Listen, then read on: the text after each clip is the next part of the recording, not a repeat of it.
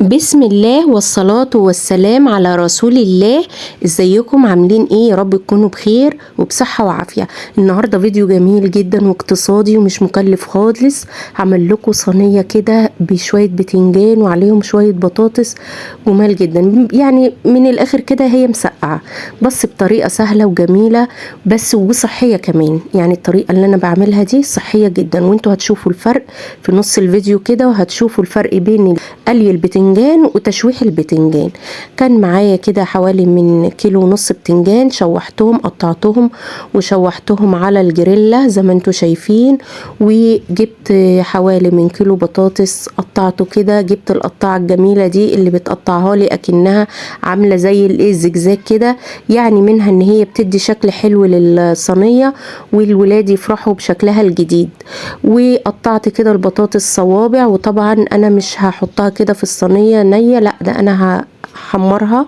جبت الزيت وحطيت شوية شوية كده عشان ما تشربش زيت، والبطاطس والبتنجان زي ما انتوا شايفين كده بتشوح من الناحية التانية. هجيب بقى عشان اعمل التومة الحلوة والدقة الحلوة بتاعت المسقعة، هجيب حلة فيها حوالي كده من راس توم كده كبيرة حلوة وفرمتها، او عامة التوم ده انا كنت مخزناه في الفريزر.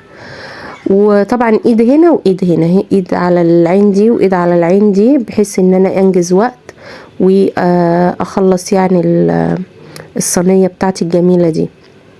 شوحت التومة وطشيتها بقى بشوية خل كده جمال عشان الريحة بقى تحفحف في البيت وتوصل للجيران.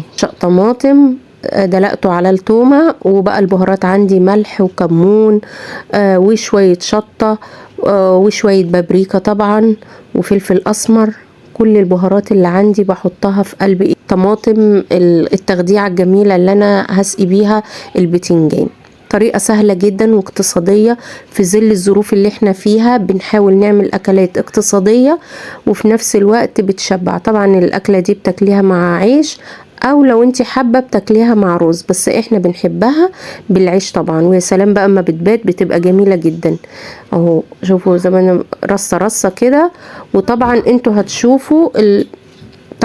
هتشوفوا الطريقه. وطبعا بقى بعد ما خلصت كده اهو الصينيه بتاعتي جميله والرصه الحلوه، البطاطس والبتنجان. هنا بقى بصوا بقى الفرق بين المتحمر والمتشوح. البتنجانه دي كنت انا محمراها الصبح على الفطار، بصوا شاربه زيت ازاي لما شبعت زيت. اما بقى بص المتشوح ما فيهوش زيت خالص. والله الصينيه دي كانت جميله وخفيفه وما كبستش، مع ان احنا كنا واكلينها بالليل ما كبستش على نفسنا خالص. ليه؟ لان احنا مشوحين البتنجان يا مدوب، بس البطاطس من المحمره، البطاطس حمرتها بس، وطبعا شويه الزيت اللي على الصلصه فهي خفيفه مش تقيله. وكم قرن فلفل كده حلوين. عندك فلفل رومي حطي، عندك فلفل الوان حطي، اي حاجه عندك هتحطيها في قلب الصينيه دي هتدي قيمه غذائيه وهتبقى جميله جدا. وهحطها على النار لان كل حاجه عندي مستويه شويه كده على النار، وبعد كده هدخلها الفرن وتبقى بالشكل اللي انتوا شايفينه ده، جميله جدا جدا وخفيفه. وزي ما انا قلت لكم الطريقه اللي هي بتاعه التشويحه دي، ما عندكيش جريلا ممكن تشوحي البتنجان على صينيه عادي، دهنة زيت كده في قلب الصينيه وتتشوح، تقلبي هنا شويه وهنا شويه، جميله. والفلفل كان جميل عليه. طبعا عاوزه تحطي فلفل حامي بس هو الفلفل ده ما كانش حامي ولا حاجه، بس اكله اقتصاديه وجميله ومش مكلفه خالص. يا رب الفيديو يكون عجبكم وينور رضاكم. وتابعوني اللي لسه اول مره يتابعني يعمل الاشتراك للقناه ويفعل الجرس عشان يوصله كل جديد انا بعمله. طبعا حطيت كده من يعني اكله زي دي عاوزه بقى حاجه حرشه جنبها، شويه مخلل كده جمال. مع السلامه.